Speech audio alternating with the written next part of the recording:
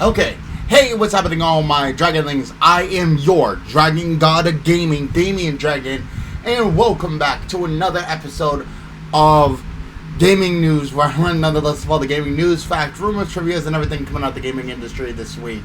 Sorry about that. I do a lot of fucking recording. If you guys can't tell, I do a lot of recording. So today we have something on Nintendo suing the crap out of somebody, which is normal. We have something on next-gen consoles and all the major games coming to it.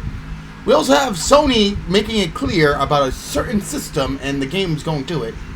And EA dropping the ball and saying something that is kind of out of there. So, let's get right into the news. Okay. Boop. Oh. Boop. Boop. My bad. That was supposed to be... Well, that's going to be the next-gen console thing, so give me a moment. The first thing we're going to have up is Nintendo. Nintendo is one of those companies who really has an issue with, talking down and, punching down at people. And I can understand in this kind of scenario, but also they're kind of being cruel here. And you're about to see it in a moment. Alright, yoink. Alright, I have to play my thing. Alright. And this is coming from Kotaku.com. This is written by Mike Fahey. Mike, I'm sorry if I got your last name wrong. I do not know how to pronounce. It's Fahey. I'm just going to call him Mike Fahey. Or just Mike. And he writes, Nintendo can't even get $50 a month from a sued ROM site. Nintendo's legal battle against a ROM site continues. And I quote, suing a video game ROM site and being awarded $2.1 million in damages doesn't mean much if the defendant can't pay. Apparently Nintendo's having trouble collecting from ROM Universe founder Matthew Storman, who's already missed a $50 monthly sanctions payment to the video game publisher. You can't get blood from a stone, and you can't squeeze a relatively measly $50 payment out of a guy whose primary source of income was the video game ROM site you sued into oblivion. Earlier this year, Nintendo's 2019 lawsuit against website ROM Universe concluded with the site being shut down and Nintendo being awarded $2.1 million in damages. That's $35,000 for each of the 49 Nintendo games found on the site, plus $400,000 in trademark damages. The chances of Matthew Storman, who defended himself in court, and whose only source of income was the now defunct ROM site, I'm trying to say this fast, but it's not working, being able to pay those damages are incredibly slim. In a recent court filing obtained by Torrent Freak, Nintendo complains that Storman hasn't made his court-mandated monthly payment of $50. In the filing, Nintendo seeks a permanent injunction against Storman to ensure that he does not relaunch ROM Universe and resume distributing video game ROMs. In the filing, which can be viewed in full at Torrent Freak, Nintendo's lawyers cite Storman's inability to give them $50 as a demonstration of his disregard for his legal obligations. Not only did the defendant not address his violation of the court's orders in the opposition, but he continues to ignore the order and has not yet made any payment to Nintendo, the filing reads. This failure to make even the modest $50 a month payment, an amount that he proposed and agreed to, demonstrates that Nintendo has no adequate remedy at law for defendants' past or future infringement and underscores the need for a permanent injunction. Last month, Storman filed a motion to have the court consider not making him pay Nintendo $2.1 million. Which, to be honest, at the moment, like, Nintendo, first off, I do want to say I do like Nintendo games. I can understand where they're coming from. Selling off the games is extremely illegal. Yes, it is. But it's the fact of the matter is that you're requesting that this man pay you money after you took down the site that is his primary source of income. So you want to basically bankrupt the man, destroy his life, and basically you already did that. You destroyed his income, and basically is telling and making it a permanent injunction that he cannot do what his normal income is. Isn't that kind of a little bit fucked up? I think that I can agree to an testament statement that what Storman did was not legal. I can understand that. But right now Nintendo is being just as cruel and just as unusually harsh as that. You could have, you know, taken it down a little bit. You did not need to have $2.1 million for I can understand for 49 games is going to be a high statement, but $2.1 million I do not think you know, your games is fully worth. Sorry. I can understand some of them were Mario. I know, because I've seen ROM Universe. I've browsed ROM Universe, but I've never bought anything from ROM Universe. But I've seen what kind of games they do have on there, and I can understand some of Nintendo's, you know, gripe, and I can respect that. But their gripe is literally destroying a man's life. And to be honest, do I think that it's necessary? No. Anyway, let's move on to our next thing here, which is the thing we had up a minute ago. Now, this is coming from Kotaku again, and this is written by Arl Notice, and he writes, "These are all the major games only coming out on next-gen consoles." And I'm going to read them off, and I'm going to begin... I don't know too much about every game, so I'm just going to read them off, and then you guys can make your decision. Next, first off, for the Xbox Series X and S, it'll be Everwild. Precious little is known about Everwild, a forthcoming adventure game from Rare, other than the fact that it's very, very pretty and is currently plagued by development woes, which now suggests it might not come out until 2024.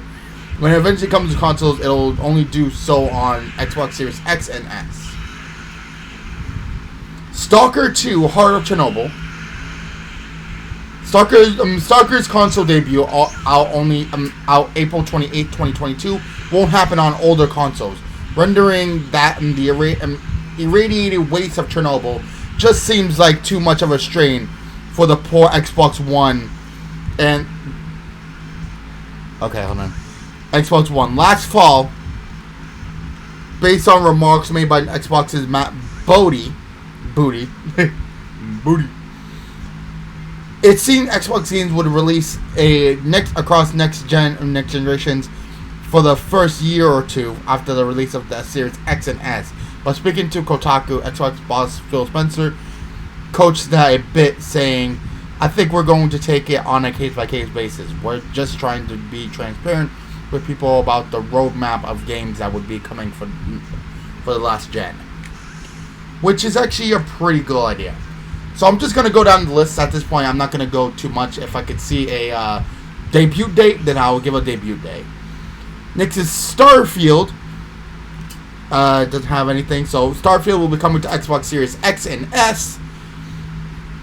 We got Deathloop for the PS5 that doesn't have a release date at the moment that it shows. Ghostwire Tokyo, which will be for the PlayStation 5.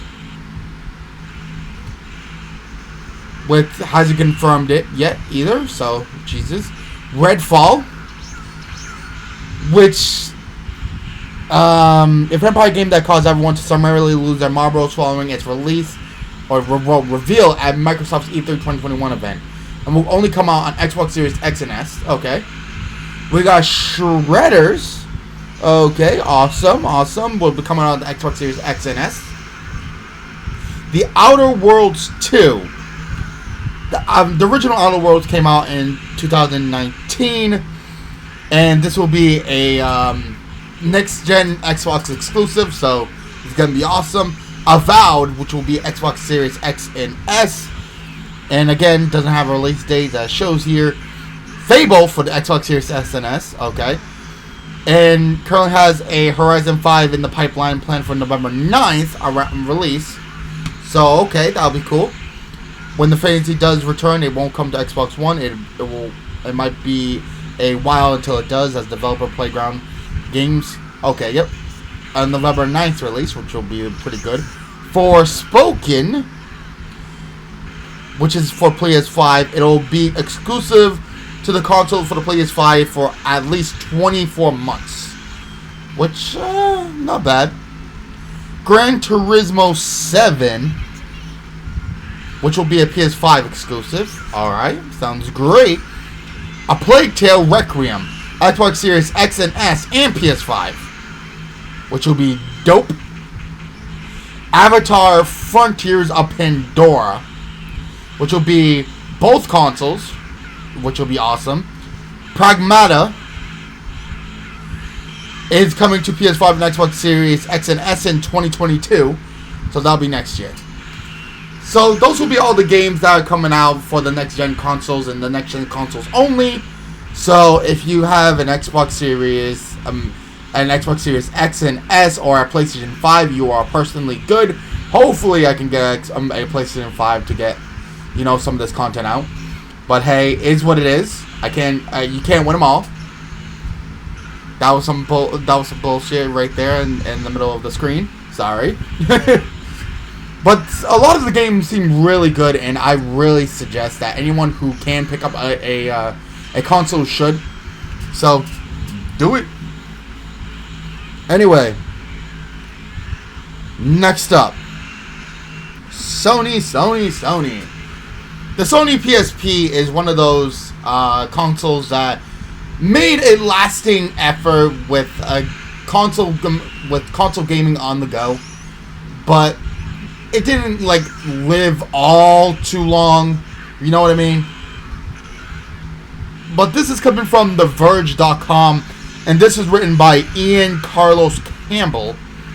And he writes, Sony makes it clear it will still sell PSP games on the PS3 and Vita stores. Okay. And I quote, in March, Sony received widespread backlash for announcing plans to shut down the PS3 and Vita stores and remove the ability to purchase PSP games from both storefronts. The criticism led Sony to reverse course in part, promising to keep the PS3 and Vita stores open, but the company stayed committed to ending PSP commerce functionality. On July 2nd, while it was unclear exactly what that meant at the time, Sony shed a little more light on the matter. Sorry.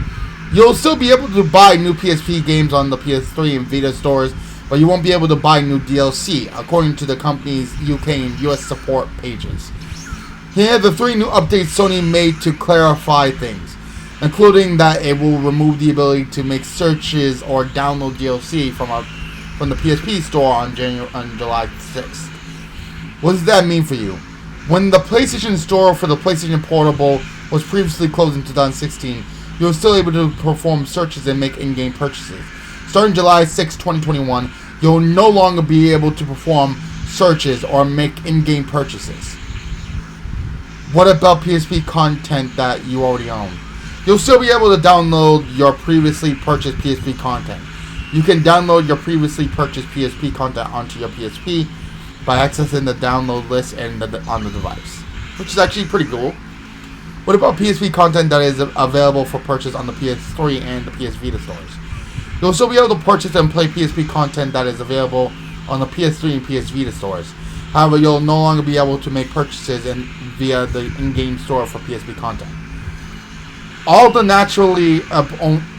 this naturally applies to games that were sold digitally, but if it helps preserve some of the PSP's history and back catalog, since the native PSP storefront shut down in 2016. In comparison to Microsoft, which uses backwards compatibility across multiple generations as a major selling point to the Xbox Series X, Playing older games on Sony's consoles can often be a bit more complicated than just popping in an old disc. The PlayStation 5 currently plays most PlayStation 4 games.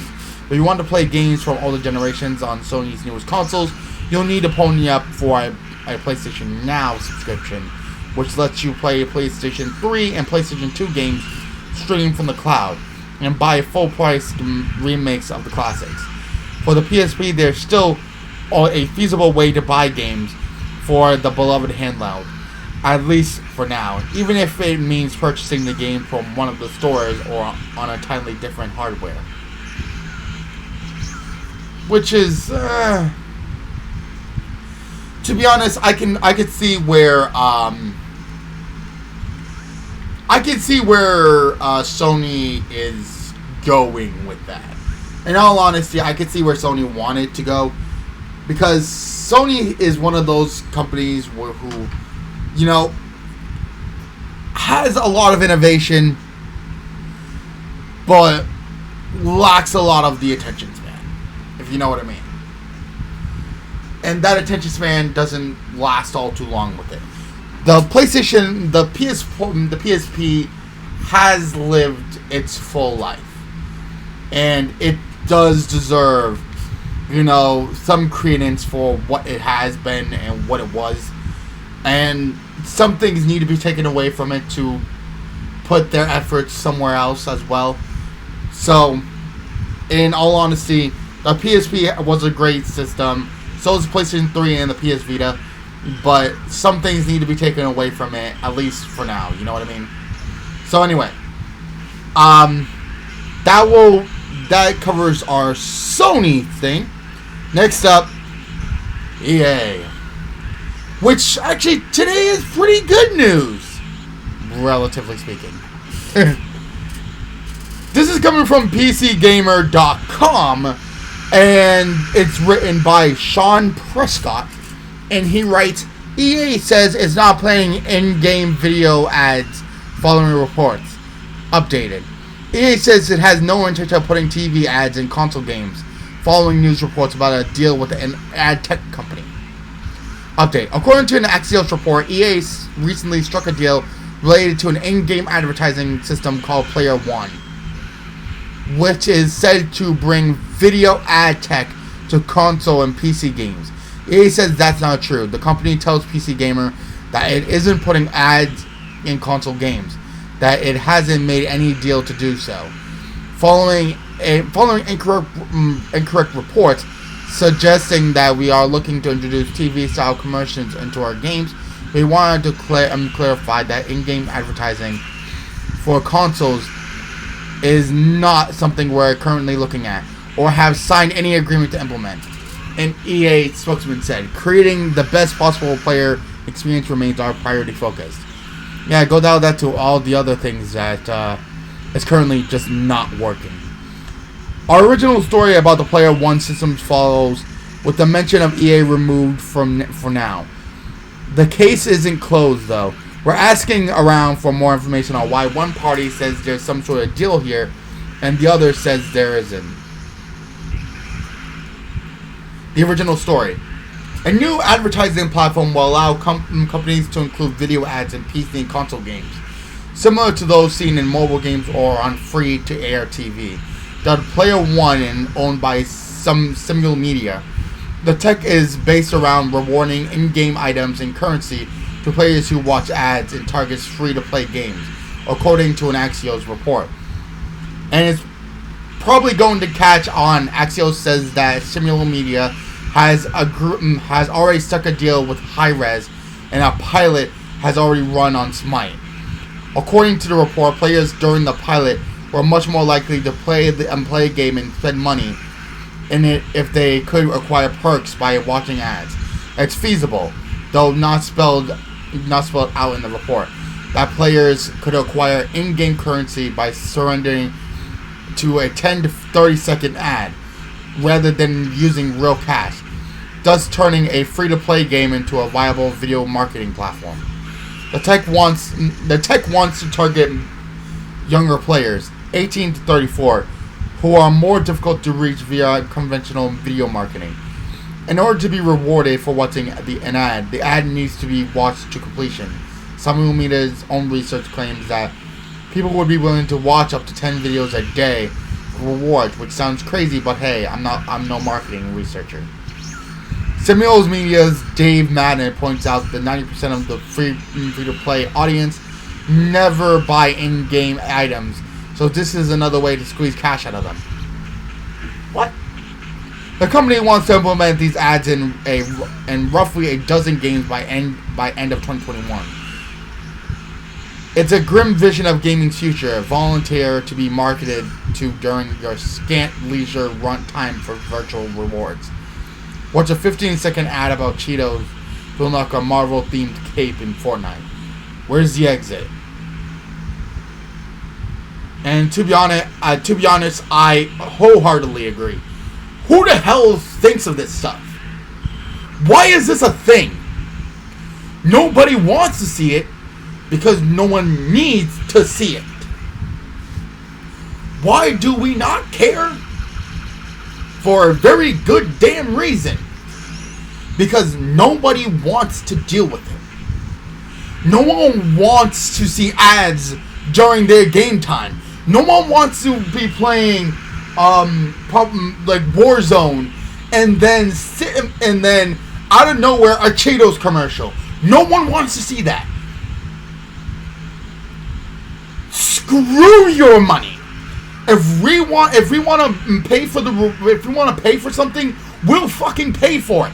But you're not gonna target ads to us and expect us to sit there and be like, yeah, cool, no problem. Who the hell did you market to? 6-year-old Johnny? Who doesn't understand like actual gaming? Sorry, that kind of bugs me. In all honesty. And EA, if you are in contact with us and with them, so help me fucking God. Like, you'll be the most well-despised company. No one will buy your game. We'll buy things from 2K, but we won't buy things from EA. So, take that for what you will. Because I can't. Like, I can't deal with that kind of crap. And if that's going to be the future of gaming, that is a very grim future. And I do not want to be a part of it. Like, I do not want to be a single part of it. So, what do you guys think? Would you guys? To be honest, I wouldn't even blame you. Personally, that is it for right now before I go on a massive tangent. But certain things need to be enacted for us to care. As gamers, as somebody who's been a gamer for going on 23 years of his life. Yes, ladies and gentlemen, I started gaming at 2. As a 23-year-old veteran, let me tell you this. I do not want to be fed ads during my gameplay. Nobody wants to see a Cheeto ad during the damn gameplay. Nobody wants to see an ad for anything else but the game. Nobody wants to fucking see it. Nobody wants to spend their time. I don't want to give my time away. So screw yourself and do not implement this bullshit. Cool. Anyway, ladies and gentlemen, thank you guys so much for watching the gaming news. Sorry about that, but when you're attacking the gaming community with something like this bullshit, you're attacking all gamers. And yes, I am a avid gamer. As avidly shown, I have a resume with it. A 7-year veteran of playing games on YouTube and a 23-year-long gaming list. Take that for what you will. Like, there's literally not an inch of my room that doesn't say gaming in some way. So, anyway, let me know down in the comment section below what you guys think. And thank you guys so much for watching the gaming news. I hope everyone enjoyed today, and thank you guys so much. What game are you guys most wanting to play? Again, me would either be the new Ratchet and Clank game, which I'm going to be soon getting my hands on, and Spider-Man Miles Morales, which will be a game that's going to be played on the channel at some point. I just need some time. And who knows, maybe after the next game, it may be coming your way. I don't know. Maybe.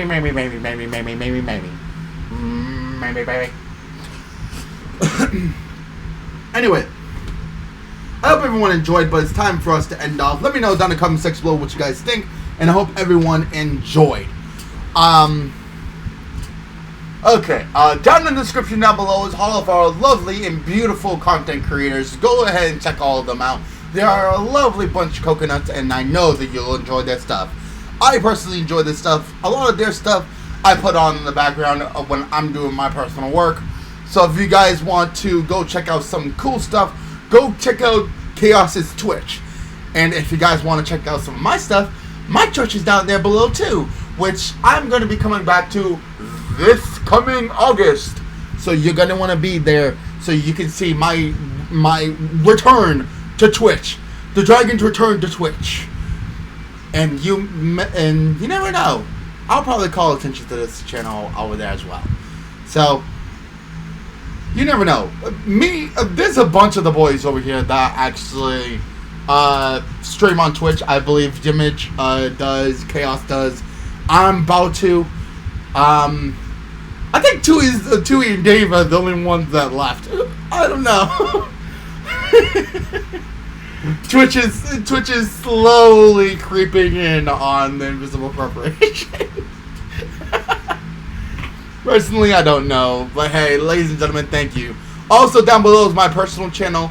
This month, I am playing Mass Effect the Legendary Edition. Go ahead and check that out. I'm running right now. I'm running through Mass Effect 1. And very soon, I'm going to be playing Mass Effect 2, which will be taking place on Sundays. A little bit afterwards. You know what I mean. So, it'll be over there. And on Wednesdays, I'm playing Pokemon X. I'm going to be playing through the Kalos region. So if you want to come see some Pokemon misadventures, come and check me out every Wednesday over on my channel. On Fridays, I'm playing Paladins, Champions of the Realm. But I'm actually going to be playing something different this week. This upcoming week. So, yeah. So, go ahead and check that out. And on Sundays, I'm playing Subnautica, and I'm about to be done with Assassin's Creed 2, which I'm going to be replacing with another game called Yoshi's Story. So, come in and join in on the fun. The fun never needs to end when you're with the Dragon God of Gaming. So, come in and join in. The fun never needs to cease. Anyway, until next time, ladies and gentlemen, hope you guys enjoyed. But it's time for us to end off. Good gaming, happy hunting, and I'll see all you Dragon Links back inside the world of the gaming news. Hope you guys enjoyed. I'll see you guys next time for some more Damian Dragon action. Peace. Oh yeah, by the way, happy 4th of July, everyone. See you guys next time. Peace.